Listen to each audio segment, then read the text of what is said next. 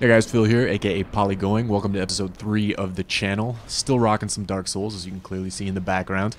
And progress-wise, I'm feeling pretty good about things. I'm not feeling like I'm good, but I feel like I am baby-stepping my way towards at least competence. So that's a plus. And I guess with that comfort comes a little bit of playing around with some new builds, one of which is a tank you'll see here, taking on Ornstein and Smo. Doing a fantastically shitty job of it. For whatever reason, I got hung up in this boss fight trying to grab my recovery, my glowing green proverbial carrot of 2 measly points of humanity. Took the sucker's bet, tried to run over and grab it, and neglected to see the big fat dick run me over with his hammer. Alas, here we go.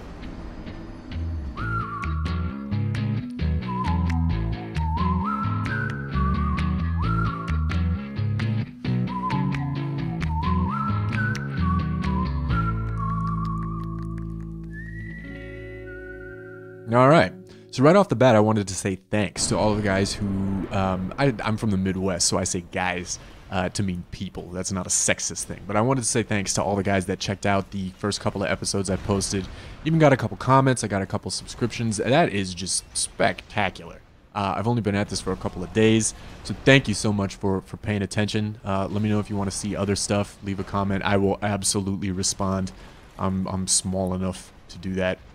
Here's another take on that character. I'll jump right into it. So here's another take on that boss fight. This one goes even worse. I think this was approximately 32 seconds. Again, getting hung up on recovering my 2 points of humanity. And it was at that point that I kind of realized, you know what? I don't like tank builds. I am not a tank player. My playstyle, I like to strike quickly, strike precisely, move around, and probably the noob in me then proceeds to retreat quickly as well. And tanks just can't do that. I mean, they're slow. That guy had a medium roll. He was decked out in Havel and some black iron gear. Big sword, slow sword. It deals out decent damage, but that is just not in line with my playstyle. So I thought, you know what? Okay, let's try a spell sword. I had some decent success with spell swords in Demon Souls. Thought, all right, let's try it in Dark. So I'm going with the Sorcerer. You can see all my starting stuff there. Pretty much the Sorcerer because he's got the lowest resistance and the lowest faith. And I wasn't going to do either of those things. I also cut the cutscene there. So shit. I guess we'll never know what happens in the Age of Ancients. So I'm not going to talk too much to my playthrough here. It's just your typical escape from the Undead Asylum. I'll let it play in the background and just throw out some commentary. I will say, I thought it was kind of... I went up and kicked these guys right out of the way because I was frustrated from the boss battles of the prior character, and just to be a dick. I feel like this guy is going to be an angry spell sword. He's got, you know, spell rage, and that guy just missed altogether, so that was a fail. He's just too hopeless, and I'm just too hapless. So there's nothing that can be done there. I'm also pretty excited because this will be my first foray into magic. My first character was about as stock as you can be in terms of a dex build. I sprinkled in some pyros there, but I don't think that really counts as magic. And the Sorcerers of Vinheim will tell you that doesn't count as magic. So I'm pretty excited to do some casting with this guy and mix it up a little bit with the melee, the magic, the quick melee, the fast rolling, and the magic. Pretty frustrated at this point because I can see he's got these soul arrows just ready to go and I don't have a catalyst to cast with, but I have a feeling we'll find one soon enough, as anybody who has played through this 100 times probably knows. This is my 3rd. So I actually freaked out when I just found my leather shield and then my short sword, or my dagger, I think it is, my crappy ass dagger up the way. And I was like, where the fuck is my catalyst? What am I going to do with this stupid dagger?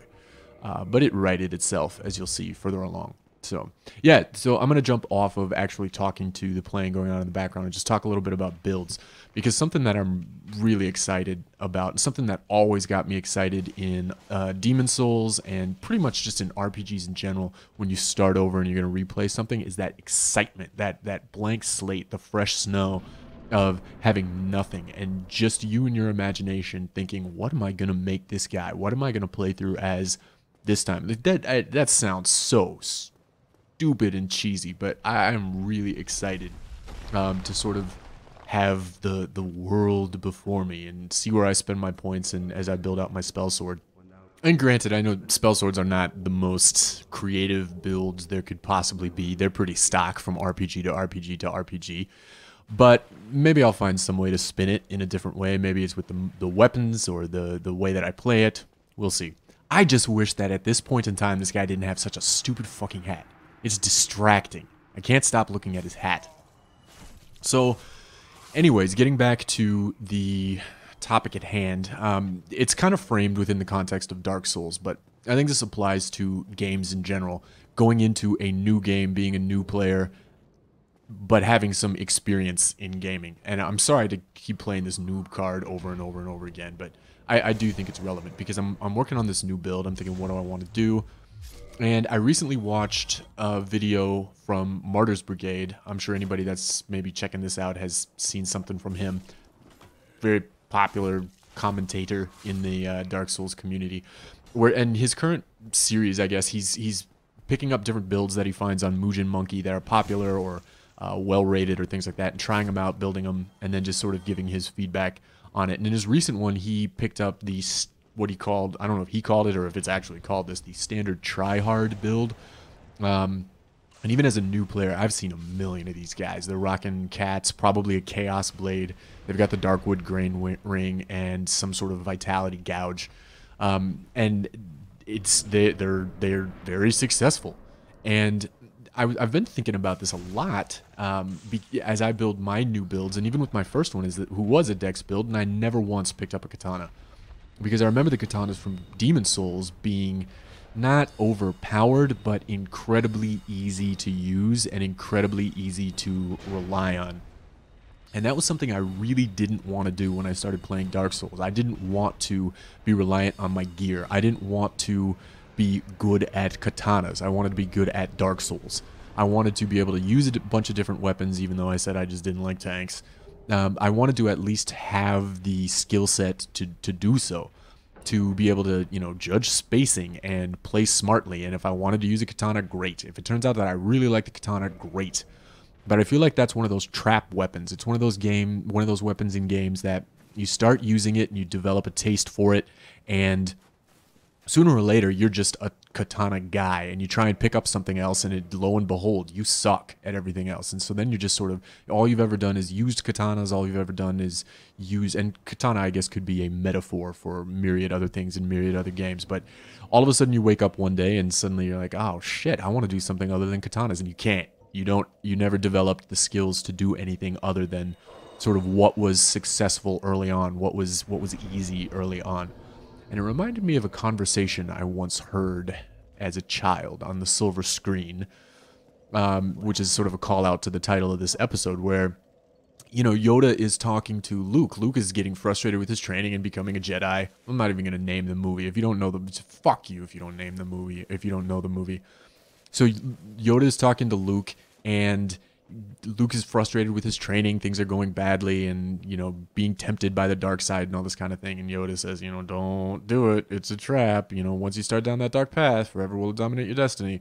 And I feel that way a lot about some of these weapons I'm coming across in Dark Souls, and definitely some of the weapons I came across in Demon Souls. And it is tempting, because I'll go out there in PvE, as you saw at the top of this video, and get fucking obliterated. And I'll go out in PvP and get fucking obliterated. And sucking sucks. That was covered in an episode past.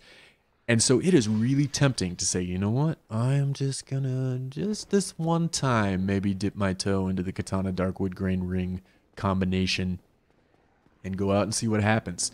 And I just don't want to fall into that trap.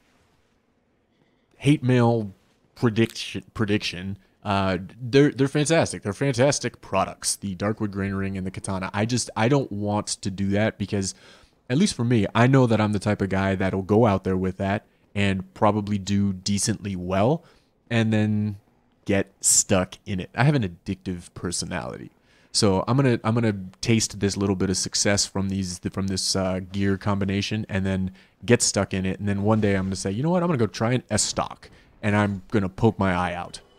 And so that's my approach, at least, is I would like to get a feel for the game, get a feel for my play style before picking up one of these, you know, so-called easy weapons, and then, or easy to use weapons. The weapon is not easy. The weapon is not cruising up and down Hollywood Boulevard at 1 a.m. on a Saturday night. The weapon is not easy. It's easy to use. And so I would just rather maybe struggle a little bit at first, I have the patience to get my ass beat. As you see from all these videos, I am not good. I am not having a lot of success. And I have the patience to get better and sort of tough it out. Whereas I know a lot of people don't. Time is a precious commodity these days. Is that a commodity? I don't think I'm using that word correctly. So time is precious these days, and not a lot of people have a lot of time to just sit around and die. So yeah, you pick up a katana, you pick up a Darkwood Grain Ring, and you go out, and suddenly you're in the mix, man. Everything's fine. I just would rather take the time to maybe suck a little bit up front, and then if the day comes when I need to pick up one of these elegant katanas, or put on that, I mean, it's a fucking cool looking ninja flipping Darkwood Grain Ring. It looks really cool, and I'm not sure how much of a difference the invincibility frames make versus a normal fast roll. From what I understand, it is pretty profound. But when it comes time to actually do that, or maybe like in New Game Plus or something like that, where I'm in over my head, I'll throw some of that stuff on and see if it makes a difference. In theory, it should.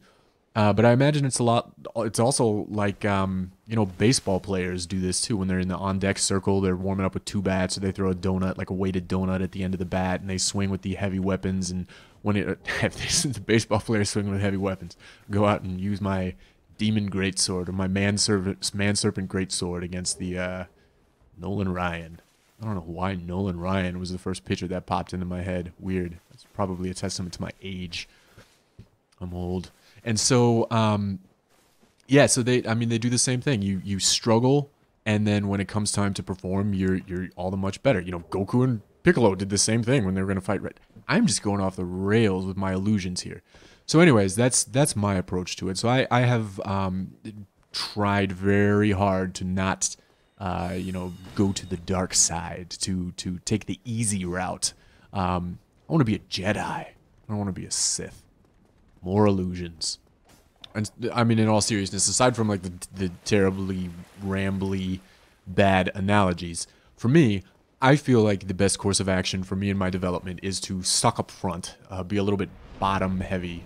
Bottom is in bottom tier, bottom not as in apple bottom jeans, but suck up front, get a feel for the game, and then start moving into some of the perceived easier weapons.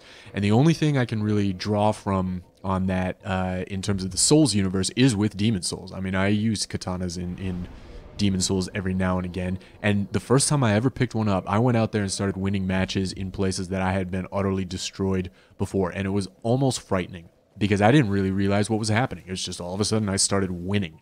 All of a sudden hits that weren't connecting before started connecting, and all of a sudden, places where I would lose trade-off hits, I was winning trade-off hits, and it was just I could tell it wasn't me. It was the weapon, and that really bothered me. I wanted it to be my skill that was winning, not a reliance on a weapon that is better than yours.